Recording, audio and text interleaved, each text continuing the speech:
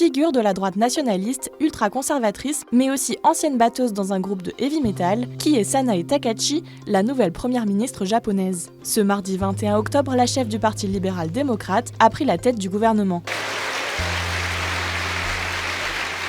À 64 ans, elle devient la première femme à occuper ce poste au Japon. Mais l'élection de cette fan de Margaret Thatcher n'est pas nécessairement un bon signe pour les droits des Japonaises. Née en 1961 dans la ville de Nara et issue d'un milieu modeste, Sanae Takahashi s'intéresse très tôt à l'économie et au journalisme. Pendant ses études, la Dame de Fer, alors première ministre britannique, devient son modèle politique. C'est aussi à cette période que Sanae Takahashi devient batteuse dans un groupe de heavy metal et qu'elle découvre sa passion pour la moto. Elle commence sa carrière en politique à l'âge de 32 ans et en 2019, elle est nommée ministre des Affaires intérieures et des Communications, une position rare pour une femme au Japon.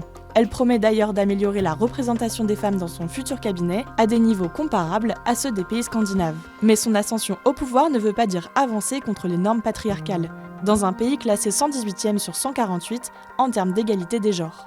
私としては変わらないかなと、首相が誰になろうとあまり変わらないかなと思ってます。女性がなったからって言って女性がどうにかなる、すぐにね女性中心の社会になるわけでもないですし。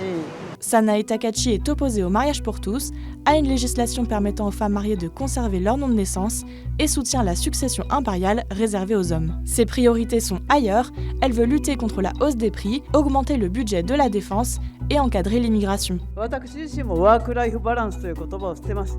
働いて働いて働いて働いて働いて参ります。Elle a notamment appelé à un durcissement des règles relatives à l'achat de biens immobiliers par les étrangers au Japon. Elle a aussi déclaré qu'elle n'hésiterait pas à demander la renégociation des droits de douane avec les États-Unis. Elle se prépare d'ailleurs à une rencontre avec Donald Trump, attendue le 27 octobre à Tokyo.